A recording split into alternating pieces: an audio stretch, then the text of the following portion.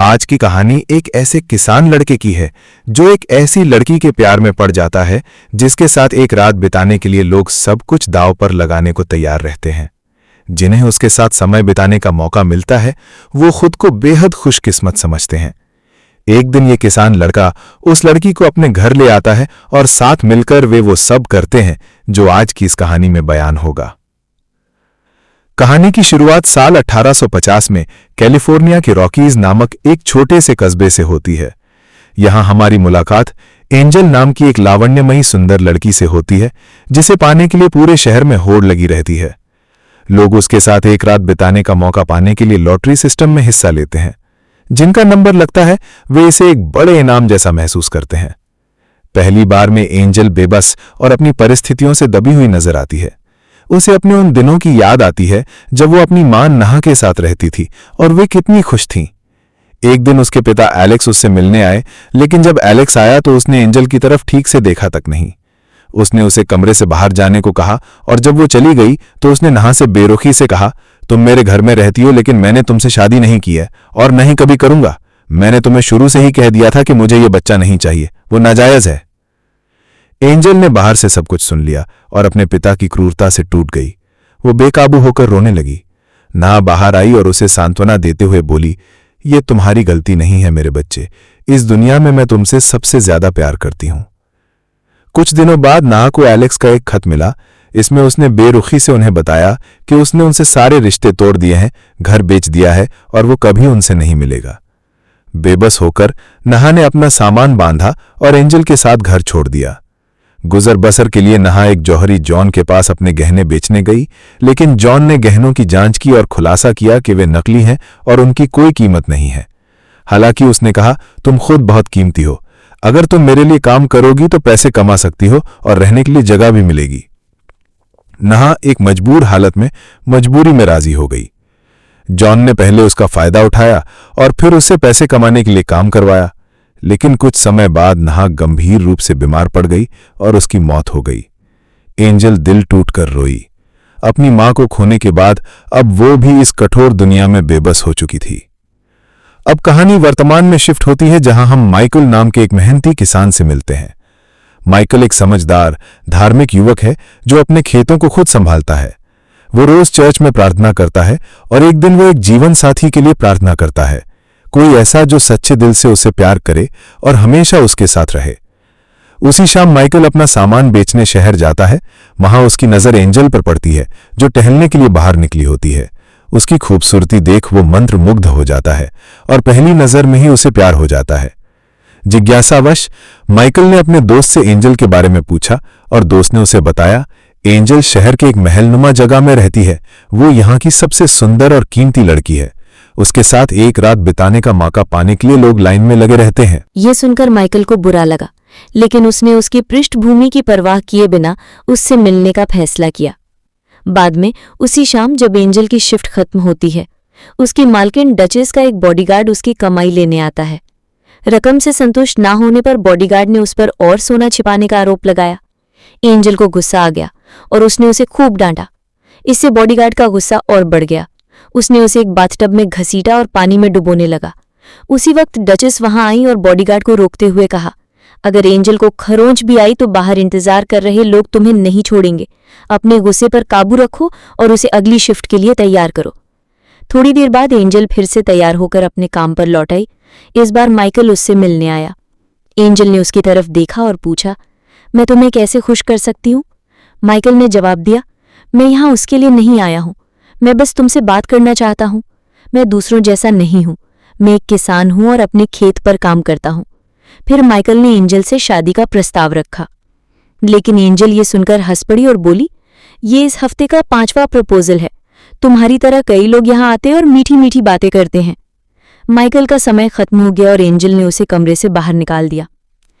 हालांकि अगले दिन माइकल एंजल से मिलने फिर से आया, इस बार 2 गुने पैसे देकर। उसने उससे कहा, मुझे तुमसे पहली नज़र में प्यार हो गया है। मैं चाहता हूं कि तुम मेरे साथ चलो, हम शादी कर लेंगे और साथ में हमेशा के लिए रहेंगे। एंजल ने उसकी बातों को गंभीरता से नहीं लिया और जवाब दिया, तुम अपने पैसे और समय दोनों बर्बाद कर रहे हो। मेरे पास आओ, अपना काम खत्म करो और चले जाओ। मैं कभी तुम्हारी हमेशा के लिए नहीं हो सकती। एक बार फिर माइकल का समय खत्म हुआ और वही बॉडीगार्ड उसे बाहर ले गया। बाद में माइकल के दोस्त ने उसे समझाने की कोशिश की, एंजल तुम्हारे लायक नहीं है, लेकिन माइकल जिद पर अड़ा रहा। मैं एक बार और कोशिश करना चाहता हूं। उसी शाम वो फिर से एंजल से मिलने गया। इस बार माइकल ने शांति से एंजल को समझाने की कोशिश की। उसने कहा कि मैं समझ नहीं पा रहा हूं कि तुम इस तरह की नर्क जैसी जिंदगी में क्यों रहना चाहती हो। क्या तुम्हें मेरे लिए कुछ भी महसूस नहीं होता? क्या तुम्हारे दिल में कोई भावना नहीं है? फिर माइकल ने प्यार से उसे चूमा और पूछा, क्या तुम्हें अब भी मेरा प्यार महसूस नहीं हो रहा? एंजल ने बेरुखी से जवाब दिया, मैं तुमसे प्यार नहीं करती और ना ही तुमसे शादी करना चाहती हूं। तुम बस एक साधारण किसान हो और कुछ नहीं। माइकल का दिल टूट गया और वो चुपचाप वहां से चला गया। अब कहानी एंजल के बचपन में वापस जाती है। उसकी मां की मौत के बाद जौहरी जॉन एंजल को दूसरे शहर ले गया। वो उसे बेचना चाहता था, लेकिन वहां काम करने वाली सैली नाम की एक लड़की ने उससे विनती की, इस लड़की को कहीं और ले जाओ, ये जगह इसके लिए ठीक नहीं है। जॉन ने उसकी बात नजरअंदाज कर दी और एंजल को बॉस ड्यूक से मिलवाने ले गया। जब ड्यूक आया तो जॉन ने कहा, ये रही लड़की, मुझे मेरे पैसे दे दो। लेकिन ड्यूक ने अपने आदमियों को जॉन को वहीं मार देने का आदेश दे दिया। ये सब देखकर एंजल डर गई, लेकिन ड्यूक ने उसे धमकाते हुए कहा, अब से तुम मेरे लिए काम करोगे। बेबस होकर एंजल को वहां रहने के लिए मजबूर होना पड़ा। समय बीतने के साथ जैसे जैसे एंजल बड़ी हुई, ड्यूक ने उसे अपने धंधे में लगा दिया। तब तक एंजल का सारा डर खत्म हो चुका था और उसे विश्वास हो गया था कि दुनिया के सारे मर्द एक जैसे ही होते हैं। एक दिन उसके पिता एलेक्स उस जगह पर पहुंचे, बिना ये जाने कि एंजल उनकी बेटी है।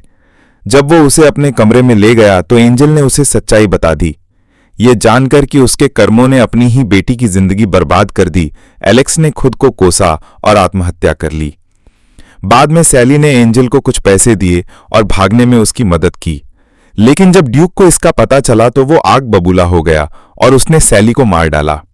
इसी बीच एंजल शहर छोड़ने के लिए एक जहाज पर चढ़ गई। जहाज पर रहते हुए उसकी मुलाकात कुछ लड़कियों के एक समूह से हुई जो शुरू में दोस्ताना लग रही थीं, लेकिन जब एंजल दूसरे शहर रॉकीज पहुंची तो उन्हीं लड़कियों ने उस पर हमला कर दिया, उसके पैसे चुरा लिए और उसे बेहोश छोड़ दिया। डचेस नाम की एक औरत ने एंजल को पाया, बचाया और अपने महल में ले आई। डचेस ने एंजल को रहने की जगह दी, लेकिन आखिरकार उसे भी काम पर लगा दिया।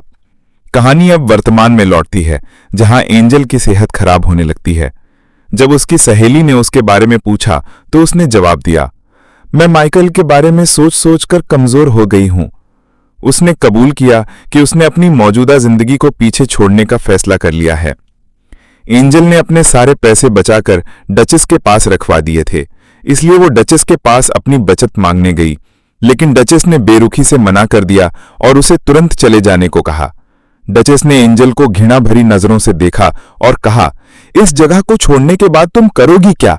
मैं तुम्हें अच्छा खाना, कपड़े और छत दे रही हूं, बाहर तुम्हें क्या मिलेगा? लेकिन एंजल का मन पहले ही बना चुका था।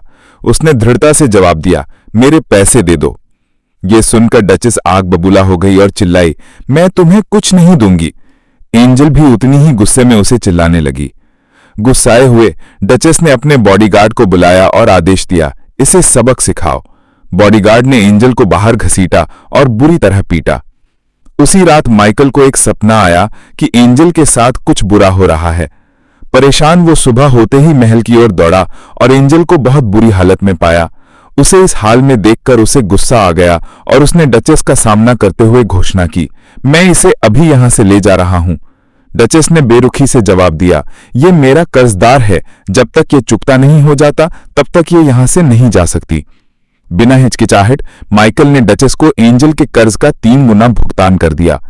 फिर वो एंजल की तरफ मुड़ा, घुटने टेके और अपनी मां की अंगूठी पेश करते हुए बोला, क्या तुम मुझसे शादी करोगी? भावुक होकर एंजल ने धीरे से कहा, हां।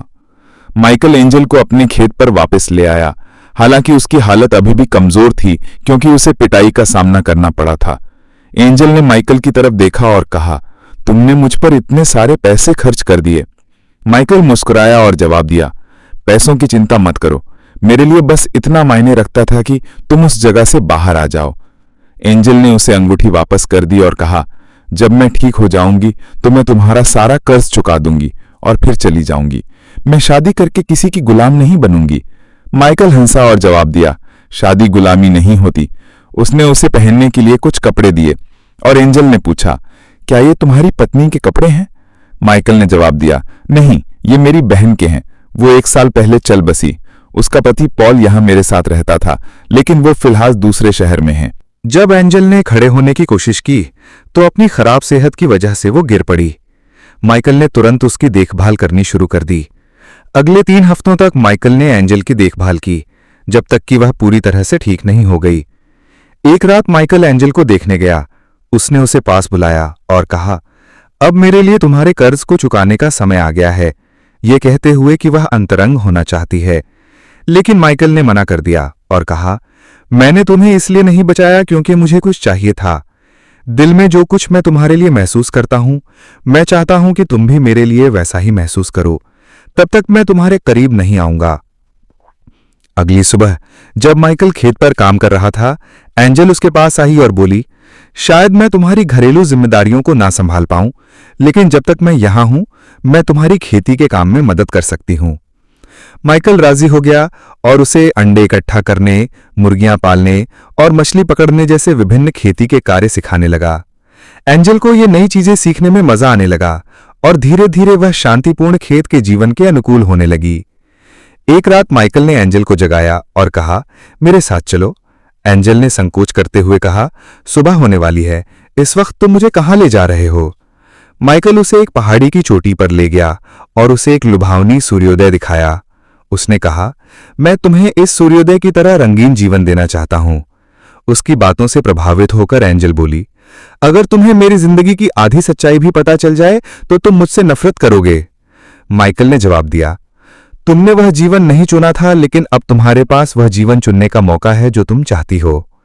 एंजल ने उसकी तरफ देखा और कहा, मैं अब भी नहीं समझ पा रही हूं कि मैं यहां क्यों हूं। तुम मुझे अपनी पत्नी मानते हो, लेकिन मेरे करीब नहीं आते। माइकल ने जवाब दिया, मैं तुम्हारे इंतजार कर रहा था कि तुम मेरे लिए वैसा ही महसूस करो जैसा मैं तुम्हारे लिए करता हूं। उसकी ईमानदारी से प्रभावित होकर एंजल ने उसे चूमा और दोनों घर लौट आए। उसी रात माइकल और एंजल ने अपना पहला अंतरंग पल साझा किया। दोनों ने अपने साथ बिताए समय को गहराई से संजोया। अगले दिन माइकल का बहनोई पॉल लंबी यात्रा के बाद खेत पर लौट आया। माइकल उसे देखकर खुश हुआ और खबर साझा करते हुए कहा, मैंने शादी कर ली है। फिर वह पॉल को एंजल से मिलवाने ले गया।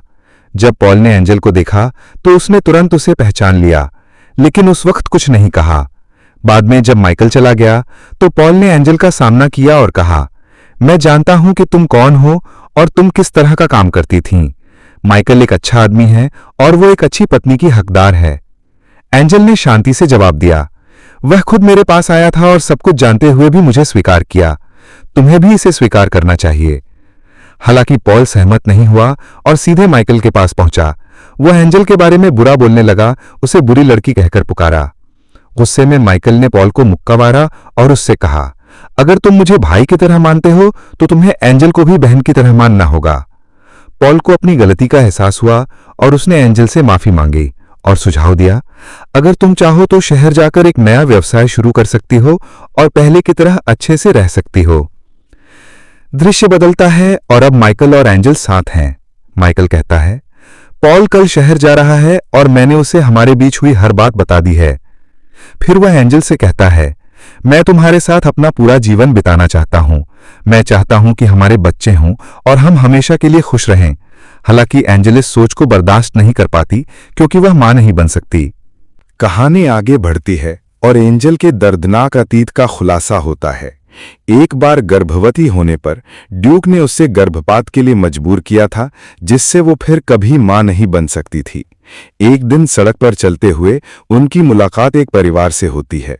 मां एलिजाबेथ गर्भवती है और उनका अपना कोई घर नहीं है। वे एक नई जगह जाने की योजना बना रहे हैं। माइकल और एंजल उन्हें अंदर आमंत्रित करते हैं, भोजन और देखभाल की पेशकश करते हैं। परिवार बहुत आभारी है। उनकी एक बड़ी बेटी है, मैरी, जो एंजल से उसके जीवन और माइकल से मुलाकात के बारे में पूछती है। एंजल अपने अतीत के बारे में खुलती है और वे जल्द ही अच्छे दोस्त बन जाते हैं।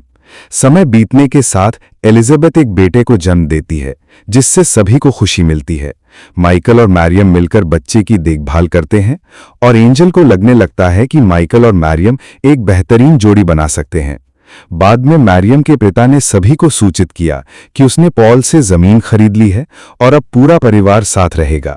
एक दिन जब माइकल और एंजल खेत में काम कर रहे थे, एंजल ने टिप्पणी की, मैरियम बहुत प्यारी है और तुम दोनों साथ में अच्छे लगोगे। हालांकि माइकल ने उसे आश्वस्त करते हुए कहा, मैं सिर्फ तुमसे प्यार करता हूं और कोई भी हमारे बीच नहीं आ सकता। एंजल ने फिर सच्चाई स्वीकार की। ड्यूक ने एक डॉक्टर को मजबूर किया कि वो मेरा ऑपरेशन करे ताकि मैं कभी बच्चे पैदा ना कर सकूं। माइकल ने जवाब दिया, इससे कोई फर्क नहीं पड़ता कि तुमने क्या झेला है, मैं तुमसे प्यार करता हूं और ये कभी नहीं बदलेगा। हमें कभी भी उम्मीद नहीं खोनी चाहिए क्योंकि कुछ भी किसी भी समय हो सकता है। लेकिन एंजल दिल में दुख लिए ये स्वीकार कर लेती है कि वो कभी उसकी मां या अच्छी पत्नी नहीं बन सकती। बाद में जब वे रात का खाना साझा कर रहे थे, एंजल ने कहा, मुझे उस जगह ले चलो जहां हमने सूर्योदय देखा था। माइकल सहमत हो गया और वे सूर्यास्त देखने के लिए उस जगह पर गए। इस पल को यादगार बनाने के लिए उन्होंने एक कोमल अंतरंग क्षण साझा किया। अगली सुबह एंजल ने मैरियम के लिए एक चिट्ठी लिखी और उसमें माइकल की अंगूठी रख दी। उसने जाने का फैसला किया और किसी के जागने से पहले ही एक आदमी के साथ शहर की ओर चली गई। जब मैरियम को चिट्ठी मिली तो उसमें लिखा था कि माइकल और मैरियम एक सुंदर जोड़ी बना सकते हैं और हमेशा खुश रह सकते हैं। उसने माइकल को चिट्ठी दिखाई और आग्रह किया, तुम्हें जाकर उसे रोकना चाहिए। लेकिन माइकल ने जवाब दिया, मैंने उसे अपना प्यार महसूस कराने के लिए हर संभव कोशिश की है। अब ये उसकी जिंदगी है और वापस आने का फैसला उसका अपना है। एंजल शहर पहुंची और एक होटल के मालिक के पास गई और रहने की जगह के बदले रसोइया के तौर पर काम करने की पेशकश की। मालिक राजी हो गया और एंजल ने वहां काम करना शुरू कर दिया। हालांकि उसी दिन ड्यूक के एक आदमी ने उसे होटल में काम करते देख लिया। बाद में उसी रात होटल में आग लग गई और सब कुछ जलकर राख हो गया।